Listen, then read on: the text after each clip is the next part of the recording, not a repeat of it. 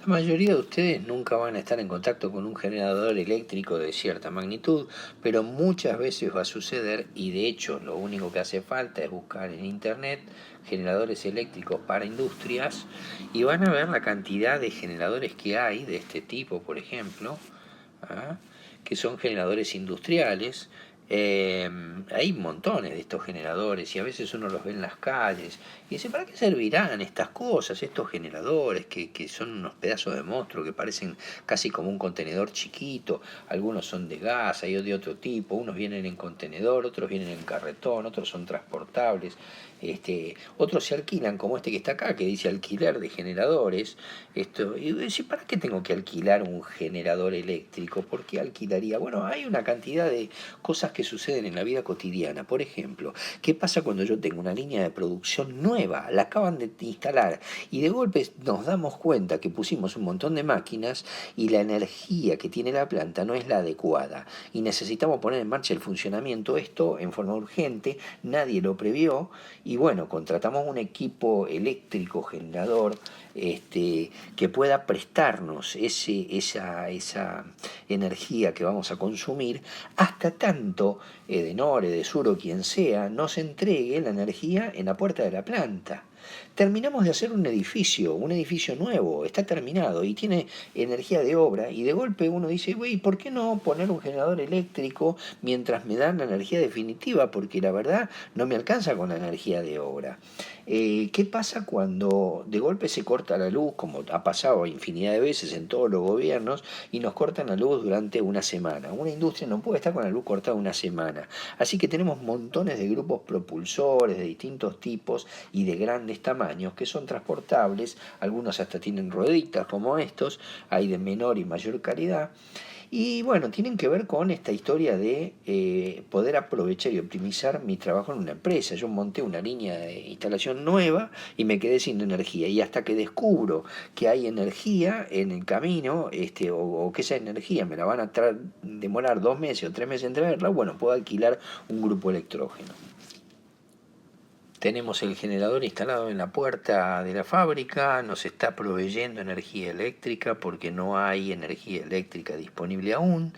Y después de 2 días de funcionamiento, uno de los directivos de la empresa nos dice, bueno, pero escúcheme, ingeniero, la verdad, nosotros estamos laburando 8 horas por día y el generador lo estamos alquilando 24 horas por día. No hay manera de hacer guita con esto.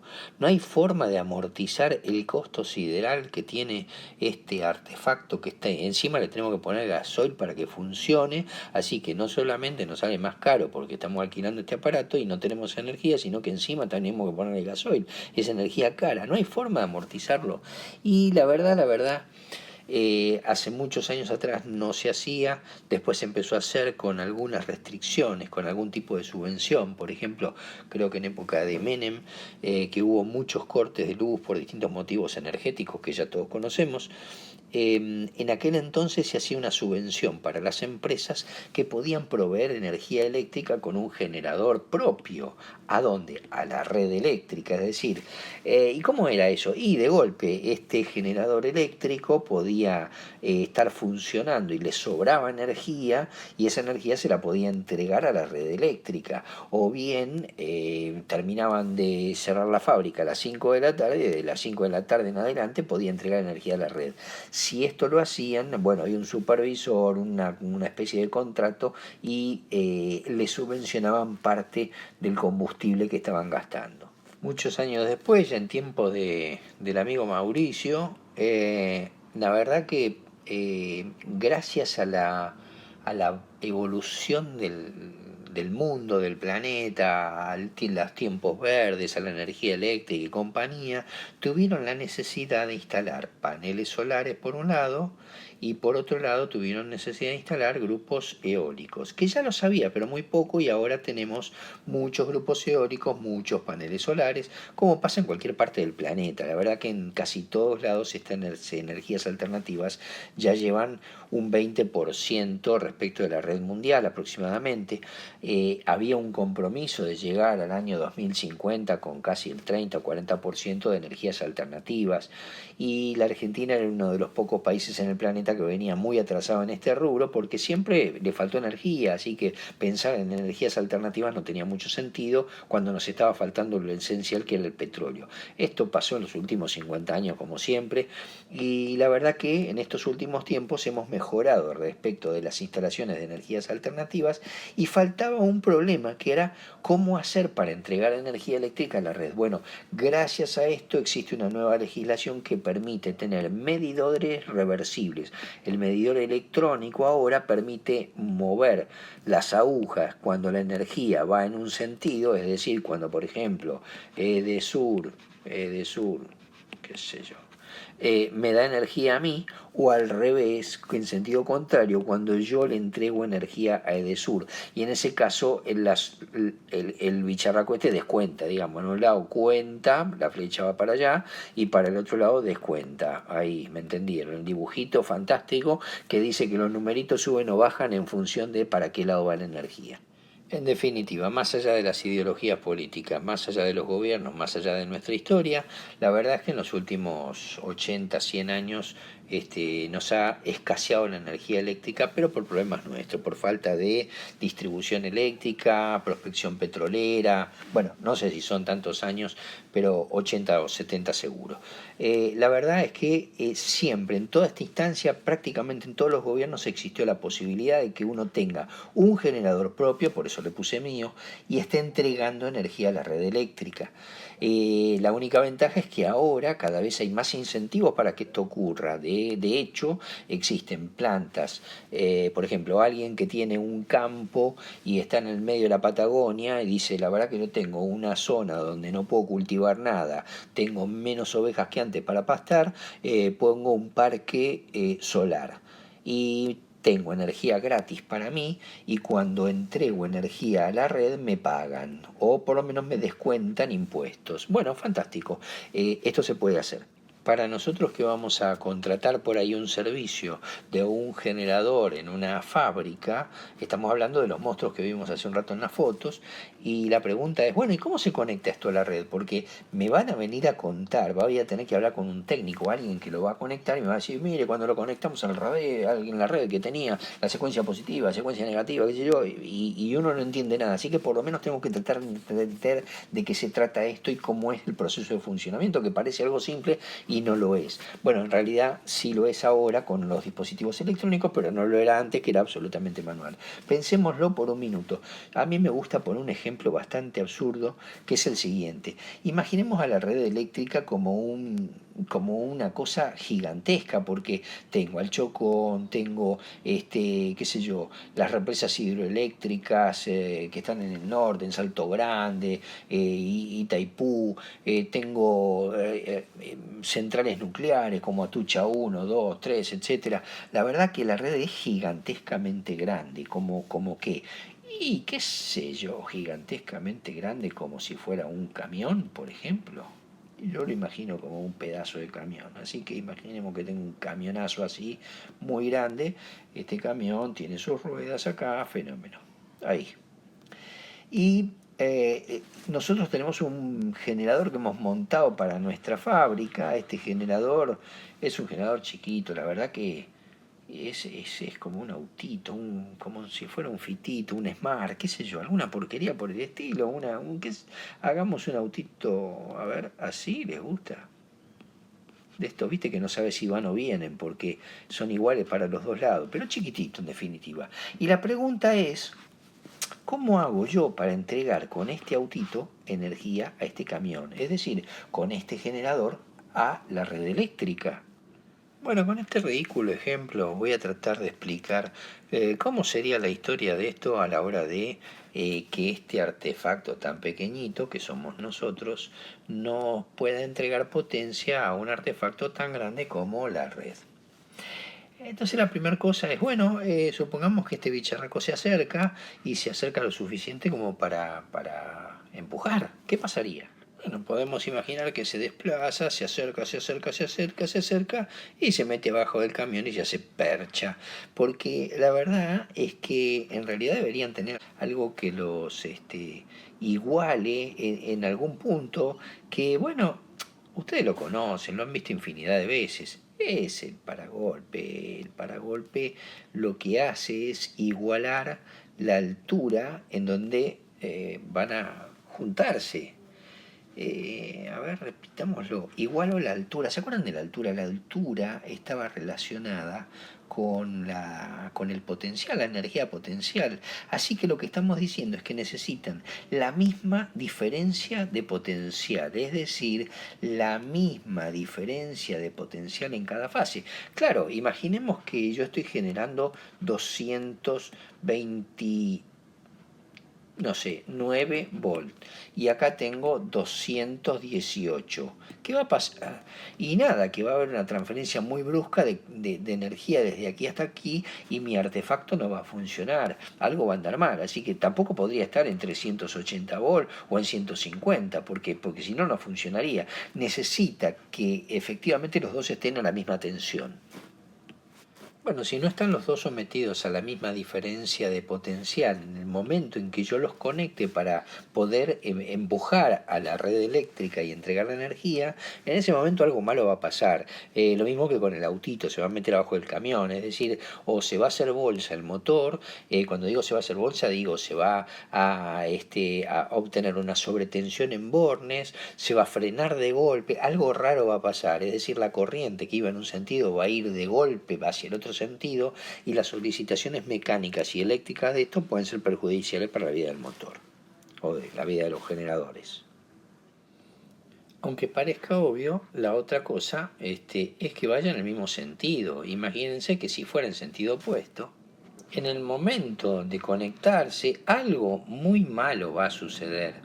Bien, es exactamente lo que nos pasa con estas máquinas. Si una de estas máquinas tiene un sentido de giro y la otra el otro, la red, por ejemplo, al revés, supongamos que mi generador está al revés que la red, en el momento en que lo conecte, mientras uno gira en un sentido y el otro en el sentido opuesto, en el mismo momento en que yo conecte eléctricamente la máquina, como la red es infinitamente más grande que mi generador, lo que va a suceder es que va a decir, ¡ay, mira, tengo un pequeño motor que está yendo para el otro lado! Es lo que le pasaría al camión cuando ve el autito que viene por acá. Va a decir, ¡ay, mira, tengo un pequeño autito que viene para el otro lado! Y se lo va a llevar puesto. ¿Qué significa que se lo va a llevar puesto? Que se produce la detención formal de la máquina que viene a 3000 RPM, se clava y empieza a girar, o al menos lo intenta, en el otro sentido a 3000 RPM. Es decir, lleva un impacto de golpe como si fueran de 6000 RPM. Bueno, lo mismo que pasa con el camión, va a 80 km por hora y este va a otros 80 y la verdad que se pegan a 160 al palo. Bueno, es exactamente el mismo fenómeno. Y lo que suele suceder es que las máquinas que están amuradas al piso pegan un sacudón, una vibración mecánica gigantescamente grande que generalmente revienta la estructura y se desclavan del piso. Así que no es un fenómeno nada menor. Entonces la segunda y obvia condición es que ambos bicharracos vayan en el mismo sentido que tengan el mismo sentido de giro, es decir, que tengan la misma secuencia. Cuando digo la misma secuencia es RST o RTS, lo que sea, ni secuencia negativa o positiva, no importa, pero tienen que tener la misma secuencia. Otro requisito bastante sonso es que vayan a la misma velocidad. Digo, a ver, espérate, si este va a 80 kilómetros por hora y este va a 20 kilómetros por hora, no lo va a alcanzar nunca. Y si fuera a 120 kilómetros por hora, la verdad que se va a estrolar contra el camión en cuanto llegue. Así que la verdad que puede acercarse, pero en el momento en que los dos paragolpes se toquen, la verdad que tendría que estar a 80 kilómetros por hora para que ninguno de los dos sufra ningún daño. Es decir, si los dos van a la misma velocidad, en el momento de la conexión no pasará nada raro. ¿Qué significa que vayan a la misma velocidad? Que giren al mismo valor de velocidad angular, es decir, que tengan 2pi por f, la misma frecuencia, 2pi por f. ¿Cómo es esto? ¿Cómo podría ser? Y porque estos son los 50 Hz de la red, mientras que esto los estoy generando con un motor diésel que está empujando, que debería de empujar a una velocidad tal que en función de la cantidad de pares de poros sea o 3000 RPM o 1500 RPM, pero la verdad que tendría que ser muy iguales las dos dos velocidades, porque pensemos un ciclo por segundo más o menos, dos ciclos por... pero 10 ciclos más o menos, la verdad, no es lo mismo 3000 RPM que 3040 RPM, y entonces se produciría este fenómeno raro. Para eso necesitamos que tengan la misma frecuencia. Hasta ahora entonces tenemos tres requisitos. Tenemos la tensión, que era la diferencia de potencial en cada una de las fases. Teníamos la secuencia, que me decía para qué lado giraba, y la velocidad de giro, que es la frecuencia. Con estas tres condiciones todavía nos queda una cuarta. Supongamos una vez más que mi autito va avanzando, va avanzando, va avanzando, y llego a los 80 kilómetros por hora y ahí me quedo. Y están los dos a 80 kilómetros por hora. Y la verdad es que hay una separación entre ellos.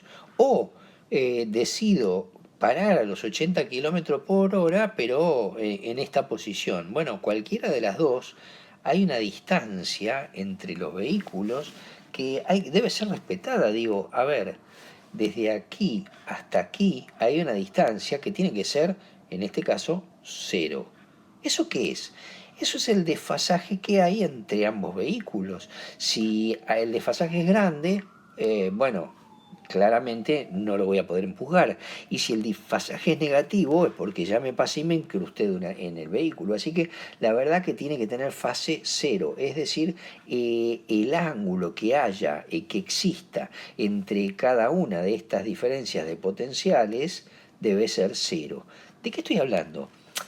Nada, del ángulo que efectivamente tiene cada una de las fases. En este momento, en esta foto, este tiene 90 grados y este tiene 90 grados. Pero la pregunta es, yo podría tener, vamos a dibujar con verde a esta que está aquí. Supongamos que esta verde que está acá no está a 90 grados, que me quedó desfasada ahí, R. Tiene la tensión correcta, tiene la secuencia correcta, pero todo mi triángulo está desfasado un pequeño ángulo. ¿Cuánto? 25 grados. ¿Y qué va a pasar? Nada, pasará exactamente lo mismo que aquí. No, o no le voy a poder entregar la potencia, o algún salto va a haber y se va a estrolar. Y eso se percibe en el momento de la conexión como un golpe seco en el eje de la máquina. Mecánicamente se percibe por efectos magnéticos un golpe seco brusco en el momento de contacto, porque después la máquina sigue funcionando sin problema, pero bueno, es un brusco golpe. Ese golpe se manifiesta muchas veces como una gran vibración en el piso, ¿no? En definitiva, para que mi conexión sea exitosa, requiero varias cosas. Primero, que tengan igual cantidad de tensión, diferencia de potencial. Segundo, que tenga el mismo sentido de giro, es decir, la misma secuencia, que es la flechita que está acá, que me indica el sentido de giro. Tercero, que tenga la misma frecuencia, es decir, los dos pi por f que están aquí. Y por último, que la fase entre esta tensión que estoy generando y esta tensión que estoy generando sea cero, es decir, el ángulo entre ellas sea exactamente cero, o sea, que el ángulo absoluto de cada una de ellas sea el mismo. Si bien hoy en día todos estos máquinas que uno va a conectar a la red eléctrica se hacen en forma electrónica y totalmente automatizada, la verdad que desde el punto de vista didáctico es interesante todavía conocer cómo se hacía antiguamente con el método de las tres lámparas. El método de las tres lámparas era eh, bastante fácil de entender el proceso. La red trifásica, esta que está aquí, esta es la red eléctrica, y aquí tenemos nuestro generador. Este generador tiene sus cables, por supuesto, los tres cables ahí, que deberían ser conectados a la red eléctrica para poder entregar energía. La idea es que entregar energía en este sentido, y hay una llave trifásica, de manera tal que cuando uno pulsa la llave, la empuja, las tres fases se conectan al mismo tiempo, y entonces queda conectado el generador a la red entregando energía. Bueno, hay que ver si realmente la entrega o no. Y para poder ajustar todos los parámetros que estuvimos diciendo, una de los métodos, o el más común y el más utilizado, era poner lámparas entre la fase de la red y la fase del generador. Poner dos lámparas en serie conectadas, se llamaba el método de las tres lámparas, pero bueno, en realidad deberían ser seis lámparas, ¿no? Y en cada fase, por ejemplo, la fase R, en la fase S, colocamos aquí las dos lámparas también, Y en la fase T también conectamos las dos lámparas, por ejemplo. Ahí. De tal manera que estas lámparas están en serie con el generador. Por ejemplo, la corriente de la fase T va a venir por las lámparas y llega al generador. La corriente en la fase R, bueno, vendrá por las lámparas de la fase R y llegará al generador, y así sucesivamente. En realidad el objetivo de las lámparas es poder identificar cómo está la red eléctrica, supongamos R, S y T, y por otro lado cómo está la red que yo estoy generando con el generador, llamémosla R', S' y T'. Supongamos que estas son las diferentes tensiones. Entonces la RST tendrá una terna, que es la terna que viene de la red eléctrica, que son los generadores de todo el sistema interconectado nacional, donde están el Chocón, Itaipú, etc. Y por otro lado, nuestra pequeña red eléctrica que queremos conectar, que la vamos a llamar R', como decía, S' y T'. La verdad que en estas dos ternas nosotros le tenemos que pedir todas estas condiciones. ¿Se acuerdan de las condiciones? Las repetimos. Digo, que la tensión sea igual en ambas, que la fase, la diferencia de ángulo phi sea igual a 0, que digamos el potencial, es decir, el valor de la tensión sea el mismo, ya lo dije, que la secuencia sea la correcta y por último que el sentido de giro, la frecuencia sea la correcta. Bueno, ahí tenemos las cuatro condiciones. A ver, repasémosla. 1, tensión. 2, frecuencia. 3, sentido de giro, es decir, secuencia. Y 4, potencial, frecuencia, secuencia y fase. Esas son las cuatro cosas que tenemos que cuidar. Según habíamos visto, la idea era conseguir que R y R', S y S', bueno, ¿qué pasó acá? Bueno, acá tenemos un ejemplo, justamente R y R', que deberían estar en el mismo lugar, S y S' deberían ser iguales, T y T' deberían ser iguales, y fíjense que en estos dos casos tenemos uno que tiene una secuencia y el otro tiene la otra, es decir, RST me da secuencia positiva, pero R', ST' y S' me da secuencia negativa. Este es uno de los casos donde teníamos prohibido este problema. ¿Y el prohibido qué significaba? No, la verdad que el prohibido significa que en R y R' yo no tengo diferencia de potencial. La verdad que es R y R', los dos están en el mismo lugar, coinciden. Así que la diferencia de potencial entre ellos es 0. Quiero decir, si esto es R y esto es R', la diferencia de potencial entre este cable y este cable es 0 y estas lámparas están apagadas, que es lo que marqué ahí. Esas lámparas están apagadas. Pero ¿qué pasa en la fase S? En la fase S, si yo me fijo acá, tengo la fase S aquí y la S' me quedó para el otro lado, porque están digamos, uno está el azul, R, S y T, consecuencia positiva, y el rojo está consecuencia negativa, es decir, R', S' y T'. Esto es lo que está pasando. Entonces digo, parate, entre esta S y esta S', entre esta S y esta S', tengo una diferencia de potencial acá, importante. Esa diferencia de potencial hace que entre este cable y este cable, las lámparas que están conectadas se prenden, que es lo que se puede ver aquí. Exactamente lo mismo pasa en la fase T, porque T y T' están invertidos en el mismo orden que aquí, y entonces tienen otra vez diferencia de fase y estas lámparas que están aquí se van a prender. Así que lo que voy a ver cuando tengo un problema de secuencia es que hay dos lámparas prendidas y una apagada, y todo el tiempo esto sucede. Cuando las lámparas se comportan como una sirena de ambulancia, donde dos están prendidas, una está apagada y van cambiando todo el tiempo, porque además las dos velocidades no necesariamente son iguales. En el momento inicial, cuando yo lo voy a conectar, la velocidad de la red y la velocidad de mi máquina pueden no ser iguales y yo las tengo que ajustar. Bueno, para eso tengo que ajustar todo el proceso de arranque, que es en el caso del laboratorio, la máquina impulsora, hay que acelerarla o frenarla para conseguir la frecuencia adecuada. Bueno, hagamos esta primera parte. Supongamos que consigo que todas las tres lámparas se prendan o se apaguen al mismo tiempo. Si todas se prenden y se apagan al mismo tiempo, quiere decir que está en la secuencia correcta. Este es el primer punto. Si esto no sucede, no hay que hacer más que cambiar dos cables cualesquiera, es decir, este lo conecto acá y este lo conecto acá y ya está, y me cambié la secuencia, entonces las lámparas prenderán juntas. Bueno, con ese solo cambio yo ya resolví una parte del problema, que es que tengan la misma secuencia, es decir, que todo gire para el mismo lado.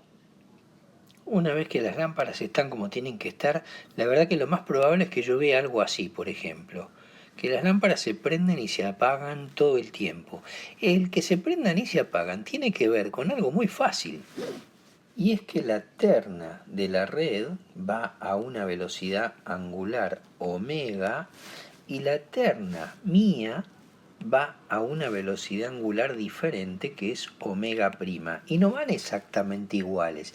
Así que 2 o 3 veces por segundo o por minuto, lo que sea, pero cada tanto, la que va más rápido pasa por encima de la otra.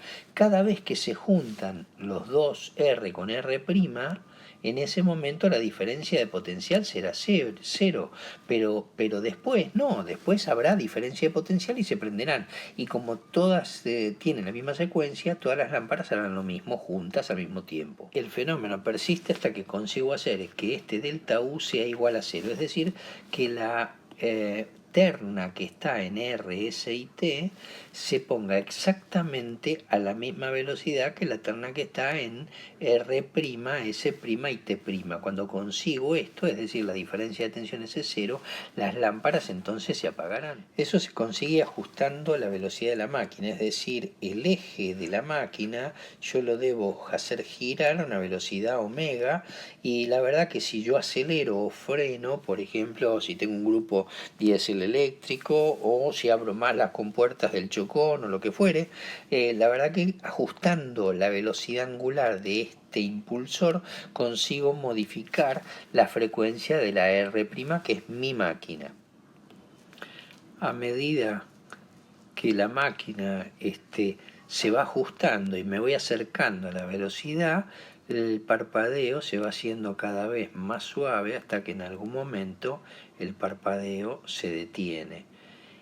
Cuando el parpadeo se detiene, en realidad es cuando las dos velocidades están tan próximas o son prácticamente iguales. Lo ideal es que se apaguen. Cuando se apagan, yo conecto la máquina. Pero podría pasar que se detenga ahí, a media máquina, o ahí recontra prendida. Eso, bueno, en ese momento no sé qué hacer. Bueno, ese momento es, digamos, en el de media máquina, cuando tengo una diferencia angular como la que se muestra aquí.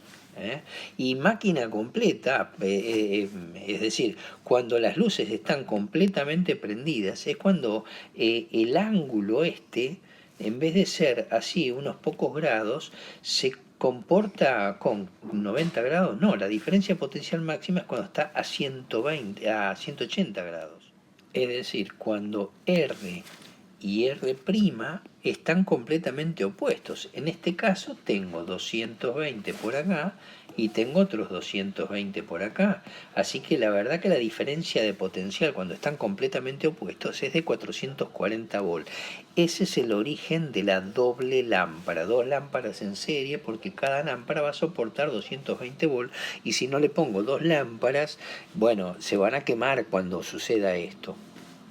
hablamos a grandes rasgos de ajustar la velocidad angular, de ajustar la fase, el ángulo de desfasaje, que es ajustando esta velocidad en el eje de la máquina, pero lo que no dijimos nada es cómo se ajusta la diferencia de potencial. Y la verdad que la diferencia de potencial en realidad es interactivo, porque es iterativo, perdón, porque cuando yo aumento la frecuencia, aumenta también la diferencia de potencial.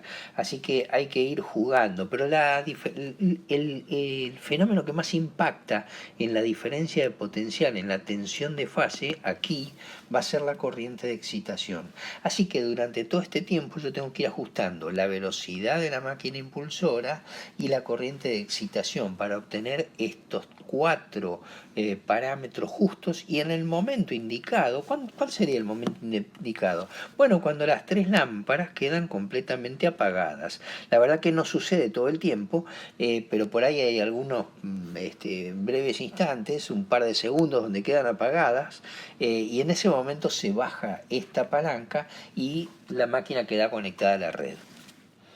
En ese momento bajamos la palanca, todos los parámetros están perfectos, es decir, hemos apoyado el paragolpe exactamente contra el camión, vamos a la misma velocidad, tenemos la misma altura, vamos en el mismo sentido, tenemos todo exactamente igual. Y ahora la pregunta es, ¿cómo es que este artefacto le entrega potencia a la red? ¿En qué momento? ¿Qué hago para que le entregue potencia a la red? Aumento la corriente de excitación, saco las lámparas, bueno, las lámparas ya no están funcionando, pero ¿qué más podría hacer? ¿Aumento la tensión dónde? ¿Acá? Bueno, la verdad, pensémoslo otra vez aquí. Digo, ¿cómo hago yo para empujar al camión? Bueno, parece lo más obvio, acelero. Y hay varias respuestas después. Que yo acelere, ¿significa que el camión va a dejar de ir a 80 kilómetros por hora? No, no, no va a dejar de ir a 80 kilómetros por hora porque semejante masa es la que impone la velocidad. Acá pasa exactamente igual. Que yo aumente la velocidad del generador, ¿va a hacer aumentar la frecuencia de la red? No, seguirá a 50 Hz.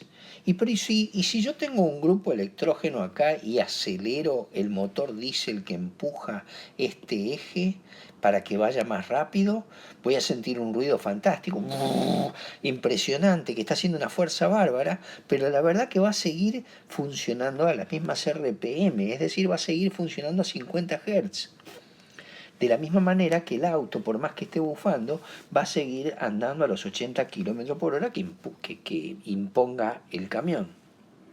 Y si quisiera aumentar acá la corriente de excitación o disminuirla a ver qué pasa, bueno, la verdad que si aumento o disminuye la corriente de excitación, lo que va a pasar es que va a quedar sobreexcitado o subexcitado.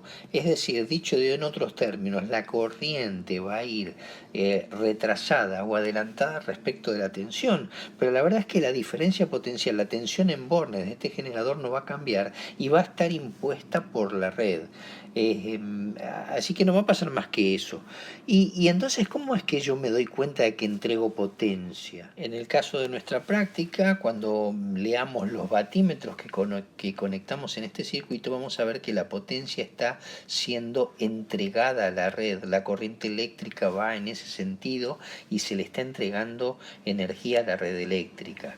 Y esa magnitud es mensurable, es medible. Podemos medir cuánta potencia le estamos entregando a la red eléctrica.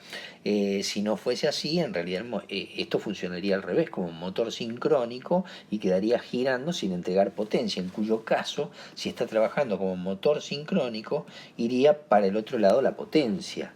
Así que nosotros lo podemos detectar en función del flujo de corriente eléctrica y el flujo de potencia. En nuestro ejemplo del camión, que lo hemos usado, bueno, la verdad es que si yo no veo que vaya a mayor velocidad, ¿cómo me voy a dar cuenta si esto sigue a 80 kilómetros por hora? ¿Cómo me doy cuenta de que efectivamente le está entregando potencia? Bueno, hay dos situaciones. Una es presuponer que estoy en una subida. Si está en una subida, al camión le va a costar menos trabajo subir, le va a resultar más fácil. Es una forma de verlo.